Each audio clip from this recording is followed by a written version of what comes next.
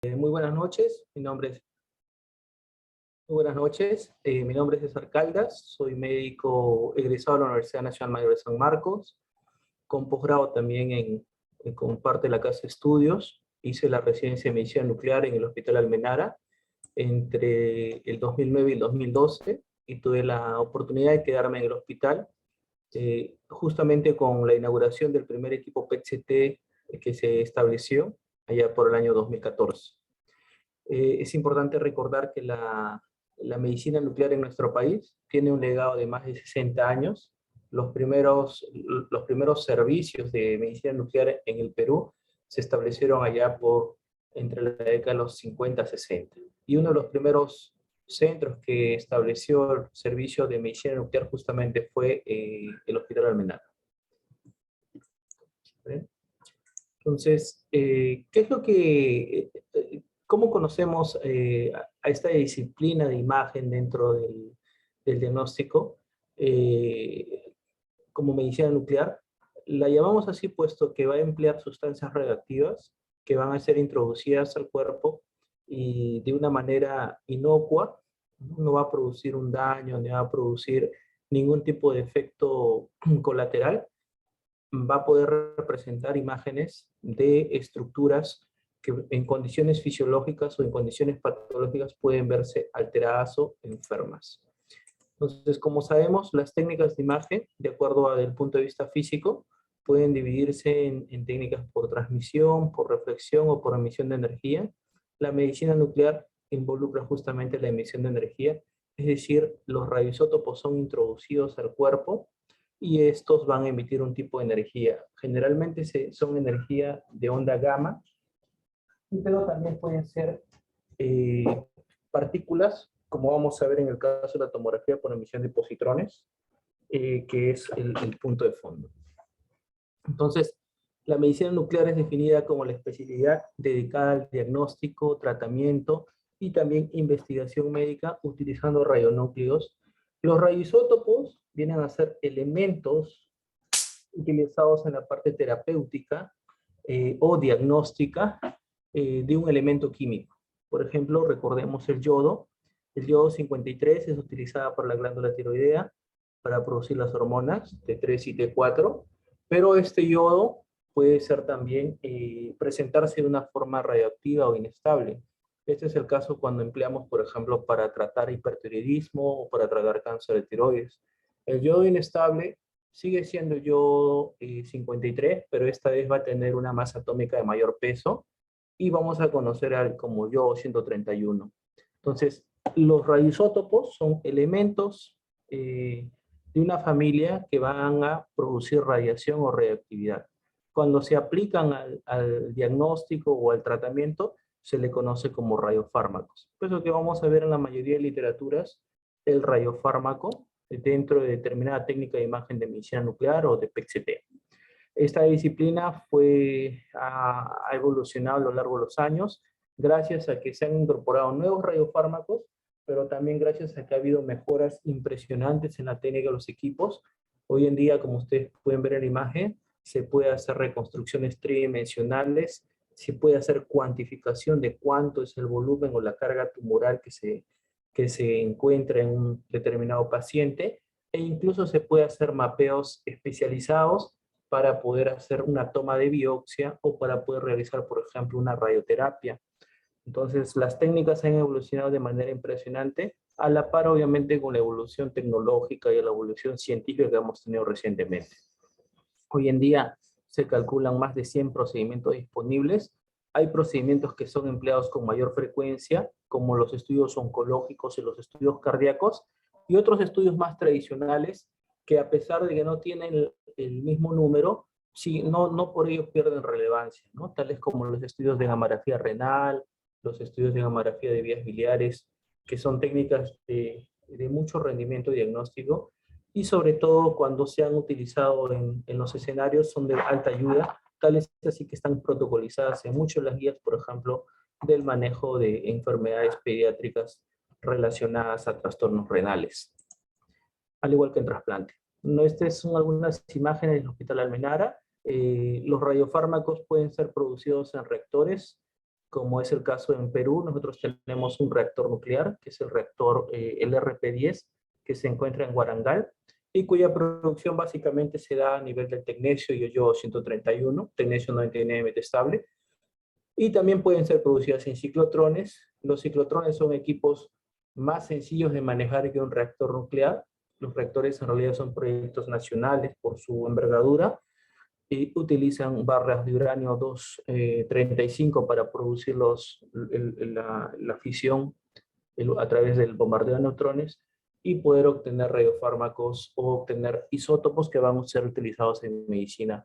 La tecnología nuclear no solo engloba el uso médico, también hay otros usos como el alimentario, el energético, y en el caso de los ciclotrones son dispositivos más pequeños, pero obviamente de alta tecnología, de alto costo, cuyo uso principal está destinado a producir un radiofármaco que se usa bastante en el PEC, que es la fluor 18, el flúor 18, para poder después de ser sintetizado con glucosa. Bueno, estas son algunas imágenes del hospital. Inicié la residencia. Algunos datos estadísticos importantes, la cantidad de procedimientos que se emplean en medicina nuclear. Y esta es básicamente la síntesis de cómo podríamos entender esta técnica de imagen. Tenemos un radiofármaco, casi no hay contraindicación en los pacientes, obviamente siempre hay que hacer una evaluación clínica, ¿no? De por qué se está realizando el estudio, por lo que sí tenemos que tener en cuenta que estas son técnicas que utilizan radiación ionizante. Cuando hay radiación ionizante, igual que los rayos X, igual que la tomografía, tiene que haber una justificación. Los pacientes generalmente pueden ser catalogados como pacientes oncológicos o no oncológicos. En el caso de enfermedad oncológica, como en este caso, son por ejemplo pacientes que vienen para evaluar extensión de enfermedad, si es que por ejemplo el cáncer de próstata se ha extendido a los huesos o no, puesto que esto cambia el manejo del paciente. Entonces, una vez que se ha hecho la evaluación clínica, nosotros preparamos al paciente y inyectamos un radiofármaco. La inyección del radiofármaco es hecha en las instalaciones del Servicio de Medicina Nuclear. En nuestro país, los servicios de medicina nuclear se encuentran en la parte pública, en hospitales grandes, ¿no? de gran cobertura poblacional como el Almenar, el Rebagliati. En instituciones del MINSA también tenemos como el Hospital 2 de Mayo, el Hospital Loaiza. Una vez que se administra el radiofármaco, transcurre un tiempo de acuerdo al tipo de estudio. Por ejemplo, en el caso de los estudios de gamografía ósea para descarte de metástasis, esperamos 2 horas y el paciente pasa a un equipo. Este es un equipo SPEC para gamografía convencional y después de unos 20 a 25 minutos se obtiene una imagen de cuerpo entero. En realidad el radiofármaco que se ha inyectado es un análogo a la hidroxiapatita, que es el metilifosfonato, y lo que se busca es ver cuál es la distribución normal y cuál es la distribución patológica. Es claro, por ejemplo, que aquí hay áreas multifocales de captación, de hipercaptación del radiofármaco que van en congruencia con la presencia de metástasis que prácticamente ha comprometido tanto esqueleto axial como esqueleto particular, ¿no? Entonces es un estadio 4 avanzado en un cáncer de próstata. Entonces, como vemos, podemos simplificar a esta técnica si quisiéramos hacerlo de manera didáctica, en que hay componentes del radiofármaco, la indicación clínica, el componente de imagen. Todo ello, obviamente, al utilizar sustancias radioactivas, nosotros tenemos que tener en cuenta que deben haber ambientes debidamente preparados, acondicionados, puesto que se va a trabajar con radioactividad. Y la idea es proteger a los pacientes y al personal que trabaja en estos procedimientos, puesto que ellos trabajan prácticamente toda su vida haciendo este tipo de procedimientos.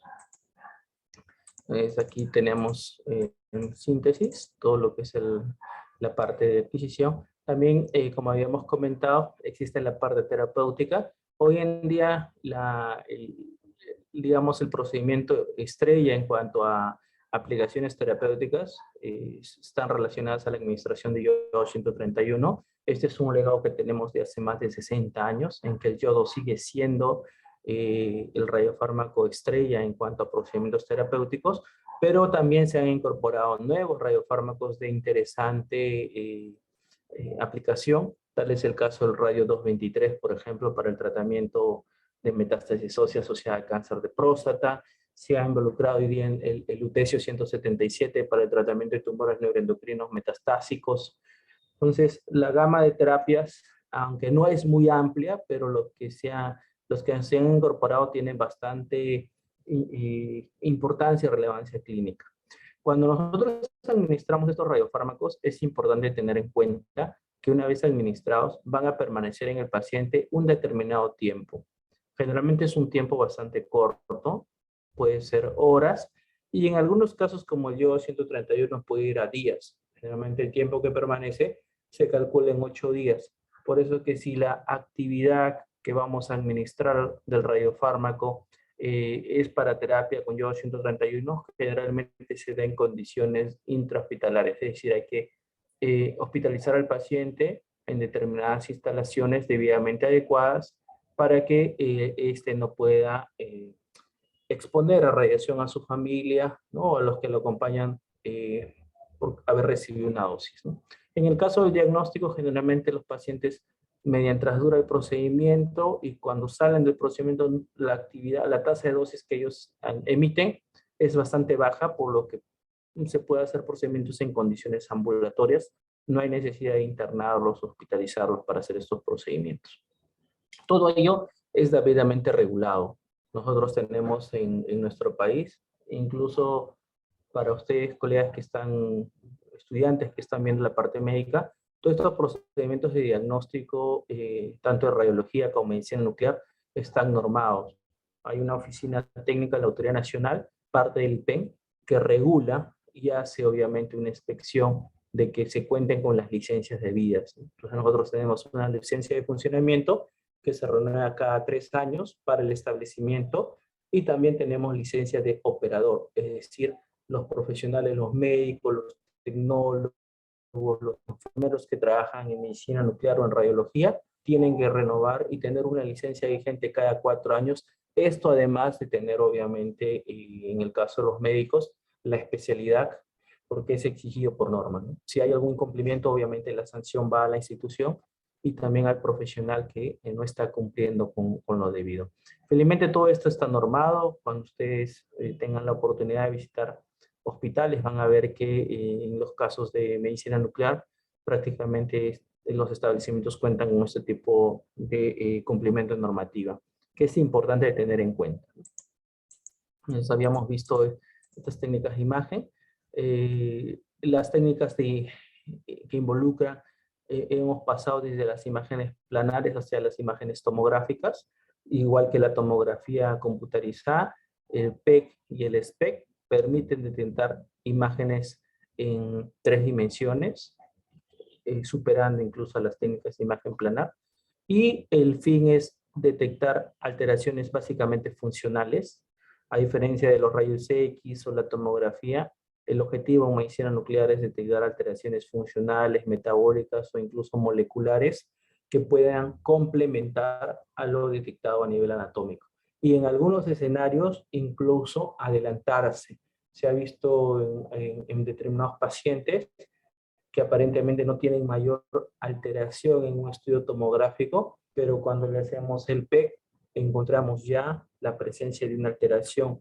Por ejemplo, en cáncer de colon encontramos una lesión aparentemente en una tomografía normal a nivel hepático, y si hacemos el control en 2 o en 3 meses, esa lesión recién es evidenciada morfológicamente, puesto que muchas veces los cambios funcionales pueden preceder a los cambios morfológicos, y esa es parte de por qué estas técnicas de medicina nuclear siguen siendo vigentes o siguen siendo utilizadas en medicina hoy en día, puesto que no han podido ser reemplazadas con otras técnicas, al menos en países como los nuestros, donde muchas veces es importante tener un diagnóstico preciso, puesto que los recursos son bastante escasos.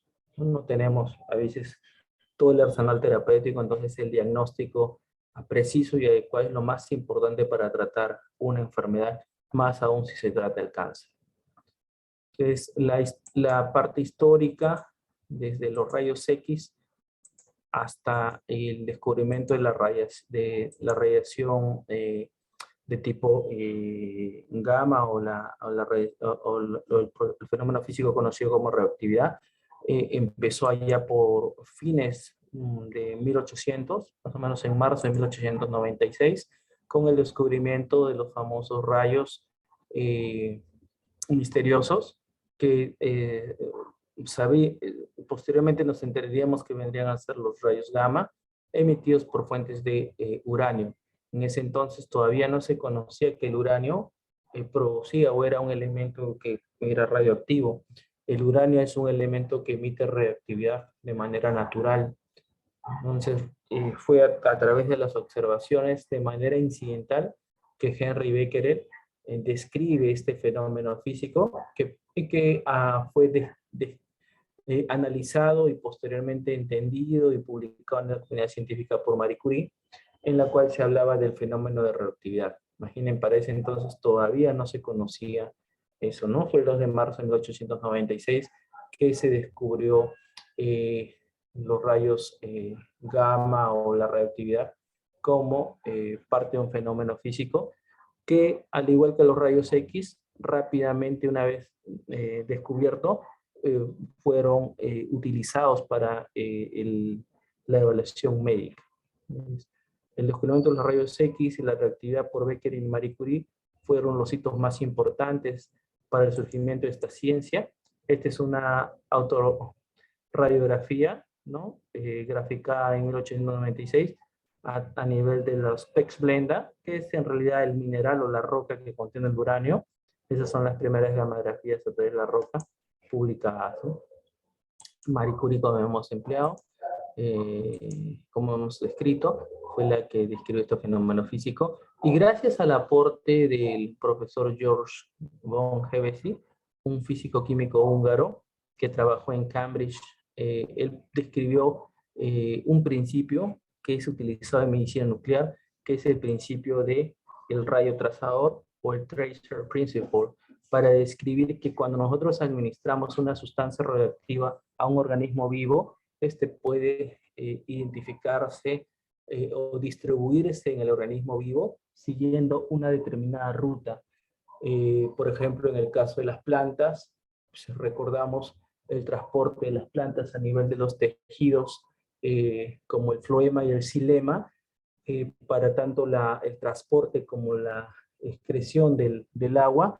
Lo mismo ocurre cuando nosotros aplicamos una sustancia radioactiva. Esta sustancia, de acuerdo al mecanismo tisular o celular, puede seguir una ruta. En este caso, él empezó a trabajar con lo que era potasio radiactivo y vio cómo este potasio se distribuía en las células musculares de los conejos. Empezó a trabajar también con fósforo radioactivo y vio cómo este fósforo era trasladado, por ejemplo, a los tejidos de las plantas. Entonces se dio cuenta que si nosotros podemos utilizar una sustancia trazadora que no produce mayor cambio en el tejido vivo, podemos ver la distribución de esta sustancia y por lo tanto tener una evaluación del organismo vivo. En ese entonces, recordemos que estamos antes de la Primera Guerra Mundial, todavía no se disponía de equipos que den imagen médica. Los equipos de imagen llegarían todavía en la década de los 50. Entonces, lo que se utilizaba era detectores de radioactividad, los que hoy en día se usan para ver, por ejemplo, monitorizar si un área está contaminada o no, fueron los primeros equipos que se emplearon. Y esto lo traigo en mención para poder entender cuál ha sido la evolución, cuáles han sido los hitos más importantes. Obviamente muchos de estos temas son ya temas un poquito más profundos. Acá vemos el Pexblenda que hemos descrito, vemos la foto del profesor George von Hevesy. Muchos consideran que ha sido el padre de la medicina nuclear por el gran descubrimiento que hizo y de llevar al estudio de enfermedades al estudio de la medicina en sí, ¿no? Al emplearlo en sistemas biológicos. Entonces, esos son importantes científicos que hicieron una contribución a lo que es la parte de la medicina nuclear. Estos fueron los primeros equipos que se contaban. Como ven, son equipos sencillos, obviamente para la época eran de bastante avance en lo que es el tema de instrumentación, pero todavía no permitían dar imagen. El ciclotrón, que es la producción, es un equipo para producir radiofármacos, fue descubierto, o mejor dicho, fue inventado en la década de los 30, allá en Berkeley, por Ernest Lawrence.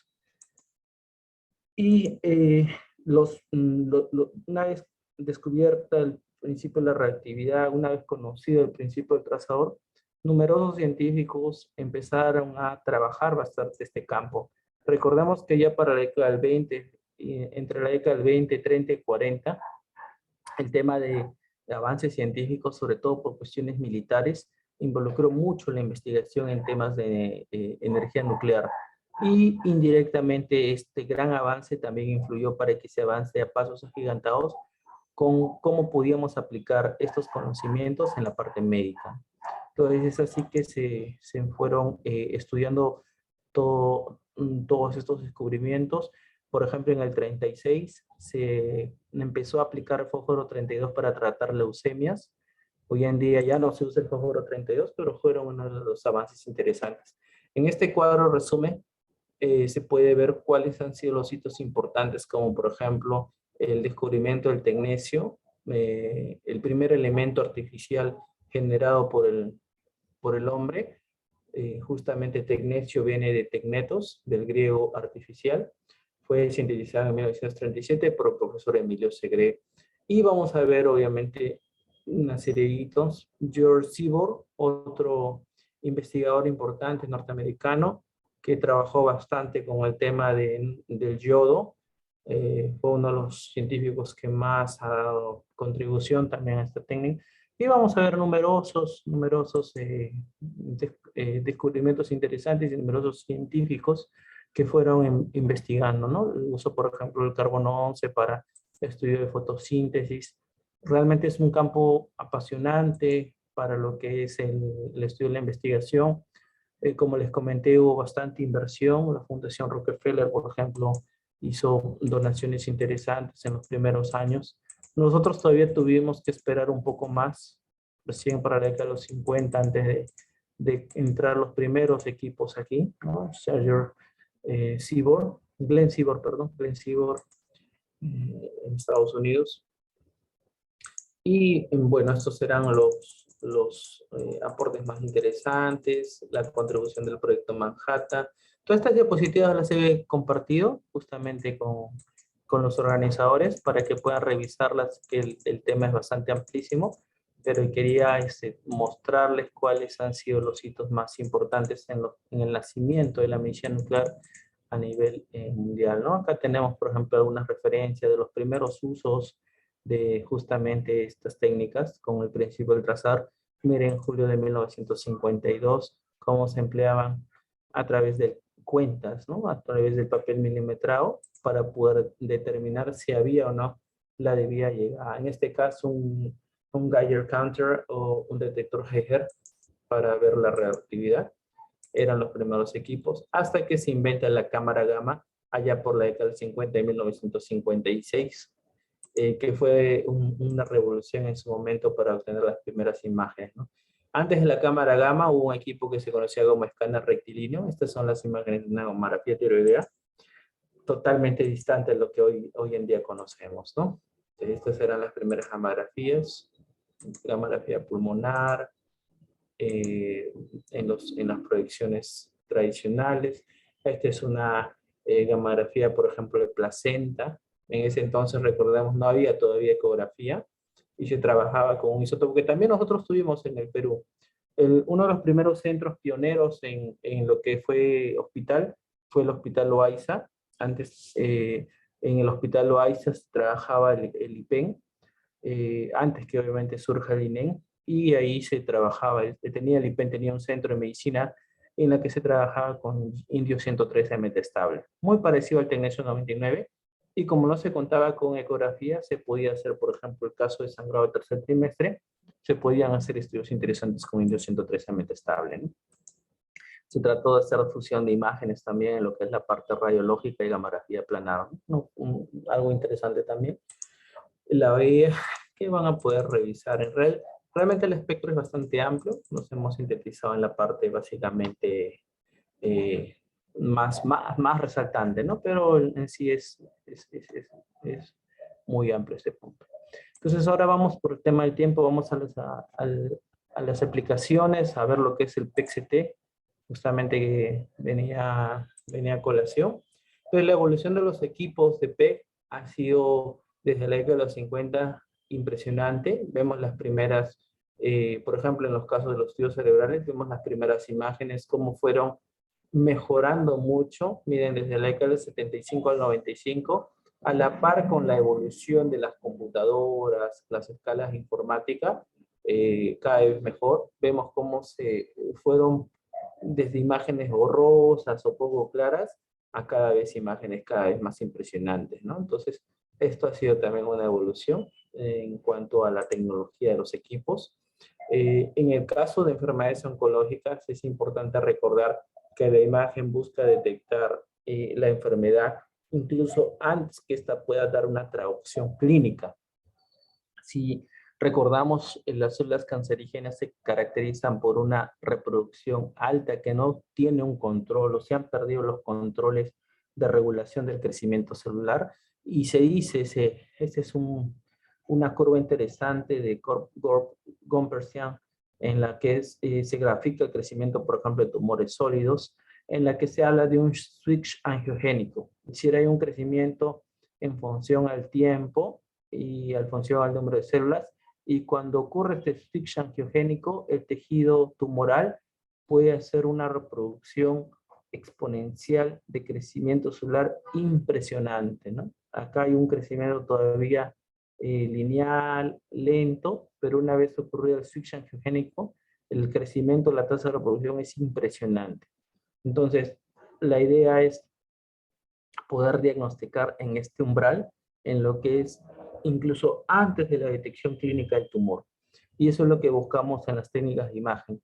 Felizmente, gracias a las técnicas del PET, hemos podido mejorar bastante nuestra detección ante la lucha de esta enfermedad, ¿no? Estas fueron las primeras imágenes que fue publicada en Lancet, imagínense, en 2012, una imagen de 1976 utilizando FDG, y esta es la imagen que tenemos hoy en día. Este es un estudio de PET-CT de cuerpo entero, en la que vemos la distribución de la FDG funcional, los órganos que captan normalmente, y obviamente ante la presencia de un tumor vamos a ver avidez o captación o hipercaptación en áreas de diferentes tejidos o órganos que pueden graficar, como vamos a ver más adelante, la presencia de una metástasis o la extensión de una enfermedad a nivel local. El radiofármaco estrella en lo que es el PET, que es la tomografía por emisión de positrones, es la fluorodesoxiglucosa, un análogo a la glucosa que va a ingresar al tejido. Y recordemos que en los tejidos tumorales hay una alta tasa de glicólisis. Entonces, si nosotros introducimos una glucosa, pero una glucosa trazadora, es una glucosa reactiva, esta glucosa ingresa al tejido y va a ser captado de manera normal. La glucosa radiactiva es diferente a la glucosa fisiológica. La glucosa fisiológica es fosforilada, ingresa al ciclo de Krebs y luego a fosforilación oxidativa. La glucosa radiactiva es fosforilada, pero no sigue más ruta, es decir, ya no va al ciclo de Krebs, simplemente queda atrapada dentro de la célula, puesto que la fosforilación hace impermeable a la membrana celular, y lo que va a ocurrir es un atrapamiento metabólico de este trazador. Entonces vamos a ver que un tejido tumoral va a empezar a captar de manera anormal. Estos son los equipos de PET, ¿no? En diferentes casas comerciales. La evolución también está yendo desde la parte de equipos analógicos en un primer momento. Hoy en día ya contamos con equipos digitales, que son los últimos que han ingresado. La evolución de los equipos va en sí orientado a dos fines. Lo que es obtener imágenes en tiempo más rápido, para que el paciente pase menor tiempo dentro del equipo, y obtener imágenes con menor cantidad de radiación.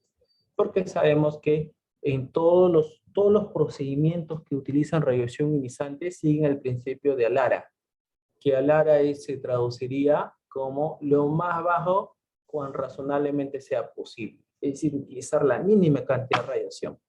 Esto parte para todo, para radiografías, para tomografías, para PET, para gamografías. Resonancia y ecografía no, porque no utilizan radiación ionizante, son radiación no ionizante. Entonces los equipos buscan que hagamos más rápido los estudios y que podamos obtener imágenes de calidad con menor radiación o menor reactividad. Eso es lo que se busca hoy en día en la evolución de los equipos. Los radiofármacos utilizados por PEC, este es un gráfico en Estados Unidos, donde sabemos que la FDA regula todo lo que es medicamentos y también todo lo que es radiofármacos. Los más importantes, miren, la FDG, su primera introducción a la parte clínica fue para detectar foco epileptógeno en 1994, y luego ya en el 2000 se agregaron las aplicaciones para ver metabolismo miocárdico, en el caso de viabilidad miocárdica, ¿no? Y el metabolismo tumoral. Y ya para el 2005, la parte neurológica lo incorporó en las enfermedades neurodegenerativas, específicamente enfermedad de Alzheimer y demencia frontotemporal. En nuestro país también está regulado. El uso de aplicación pasa por aprobación del Comité Farmacológico Local y por que esté autorizado debidamente por la DGME, ¿no? Que entrega licencia para poder utilizar determinado radiofármaco. Si yo tuviera un radiofármaco como el amonio o como el fluoruro, por ejemplo, de sodio, y lo importo de Estados Unidos al Perú, no lo puedo usar a menos que esté autorizado por las autoridades nacionales. Porque el radiofármaco puede estar avalado para utilizar en Estados Unidos, pero no podemos saltar, ¿no? Porque este no es territorio de otro país, no es territorio nacional, entonces tienen que estar debidamente regulados. Esto que parece algo tan obvio, a veces ustedes, si alguno de ustedes se dedica a la parte de especialidad, va a tener que tenerlo siempre en cuenta, ¿no? Sea en la parte obviamente privada o sea en la parte pública, para hacer obviamente las gestiones y poder con tiempo ir tramitando todo lo que son las licencias. Y eso es importante mantener en cuenta. No es un tema que fastidie, sino es un tema de cumplimiento, porque como sabemos estamos trabajando en el ámbito profesional y la idea es dar una atención con seguridad y calidad a nuestros pacientes, ¿no? Siguiendo las normativas. Estas son las instalaciones de un ciclotrón, que es un módulo de síntesis, ¿no? Donde se produce la FDG. Son imágenes de un centro de ciclotrón. Y los radiofármacos pueden ser clasificados en los que se utilizan en el PEC como radiofármacos que siguen la síntesis de ADN, los que estudian la hipoxia celular, los que son análogos a aminoácidos, muy utilizados, por ejemplo, para la parte cerebral, los que son análogos hormonales, los que son marcadores de angiogénesis. Ojo, que estos radiofármacos, algunos están aprobados para utilización clínica, mientras que otros aún siguen en la etapa preclínica o de investigación, ¿no? Vemos las imágenes, por ejemplo, de la presencia de una viabilidad tumoral, la presencia de un tumor a nivel de cuello uterino, ¿no?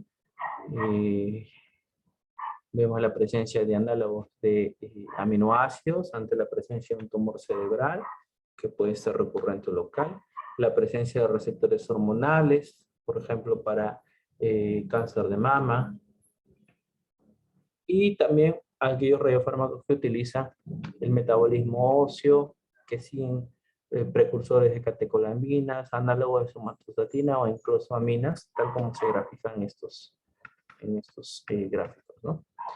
Entonces, esto es lo que viene a ser el PEC. Este sería un estudio normal, ¿no?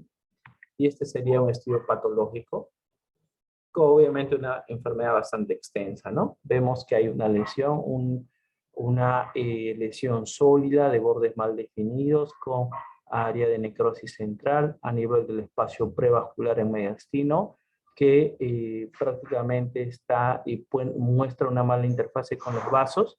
Este estudio es no contrastado, por lo tanto es un poco complicado ver si hay invasión vascular, pero por la extensión en la cercanía no se descarta que haya una infiltración vascular y se asocia, por ejemplo, a adenopatías a nivel del espacio subcarinal o en el espacio visceral del mediastino, ¿no? Entonces, como vemos, este es un corte nada más, pero obviamente la lesión es bastante extensa, la carga tumoral es bastante marcada y el pronóstico en el caso del paciente también no es tan bueno, ¿no?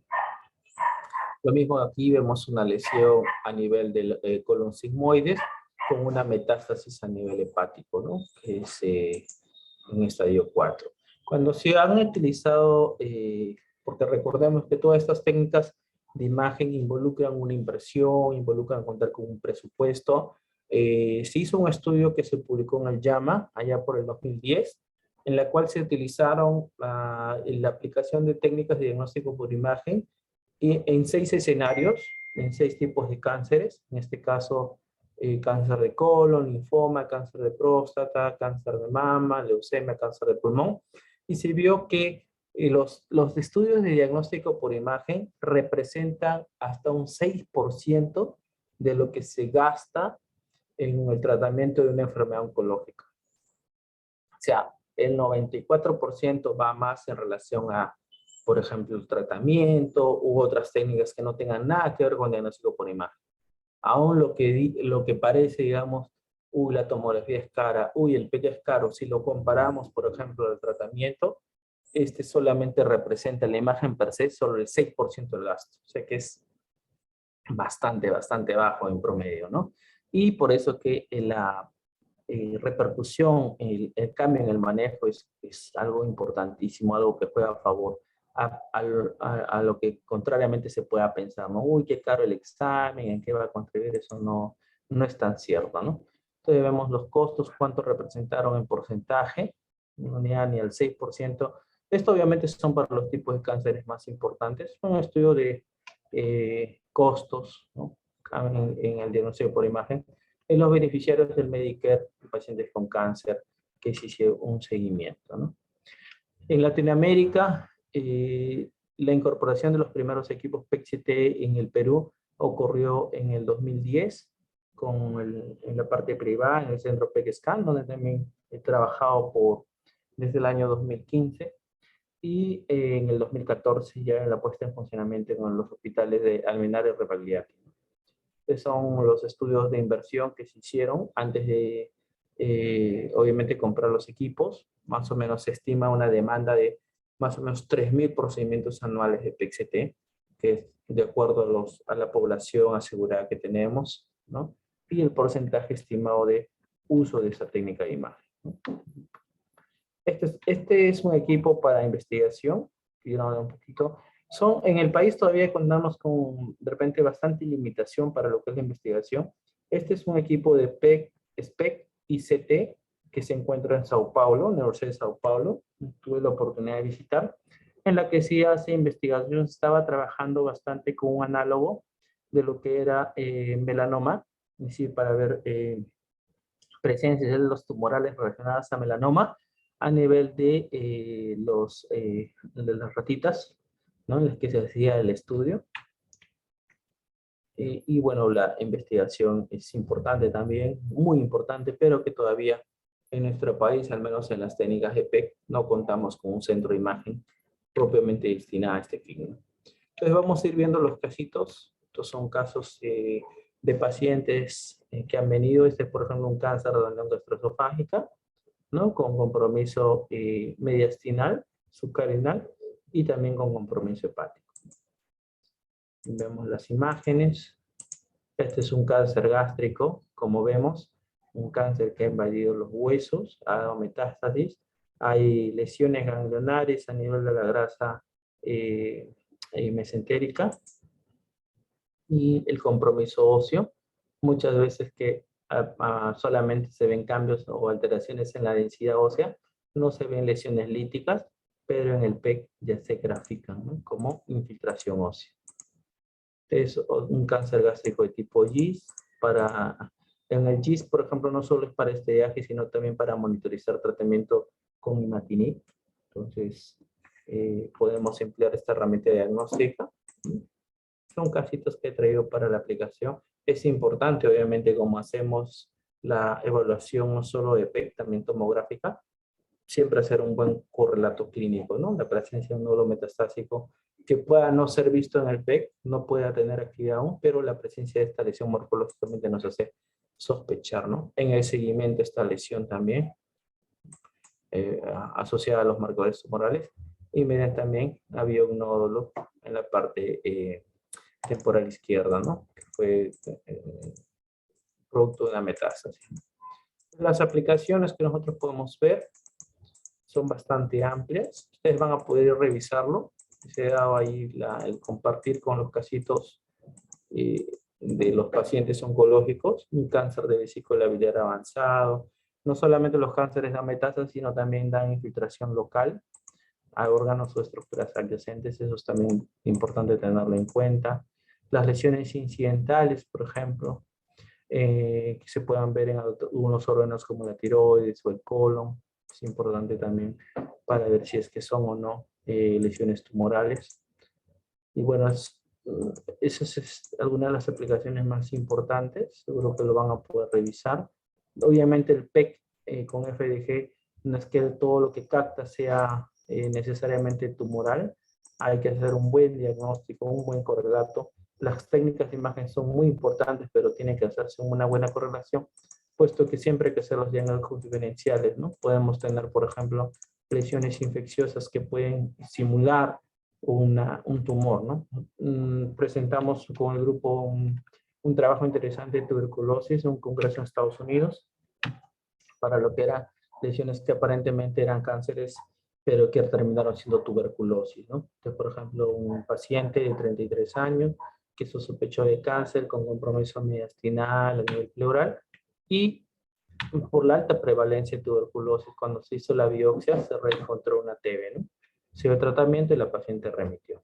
Es lo mismo un paciente que se sospechó de un cáncer avanzado, cuando se hizo la lesión se encontró que había tuberculosis, se le dio tratamiento y vemos como el PEC muestra una remisión de las lesiones, ¿no? Este es el mismo paciente y prácticamente las lesiones han remitido, ¿no?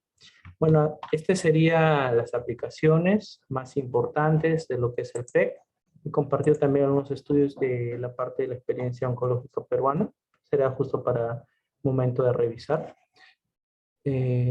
Vamos a dejar de compartir. Como estamos en tiempo, no sé si habrá alguna pregunta, con mucho gusto para poder absolver.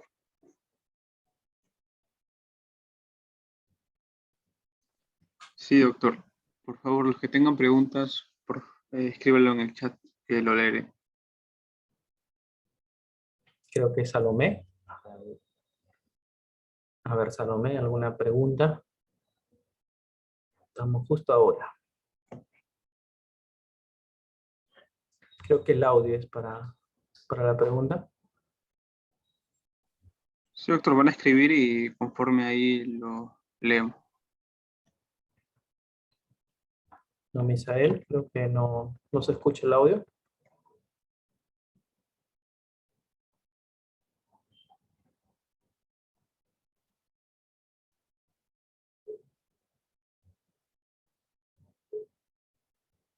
Ah, correcto.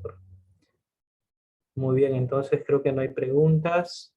Estas presentaciones han sido compartidas con ustedes. Con mucho gusto, cualquier pregunta, ahí en el chat voy a ponerles mi correo. Si hubiera cualquier inquisición o pregunta del tema, con mucho gusto voy a compartirlo con ustedes. Gracias por la invitación. Ha sido una noche muy bonita de conocimiento y espero que en lo sucesivo podamos seguir compartiendo esos conocimientos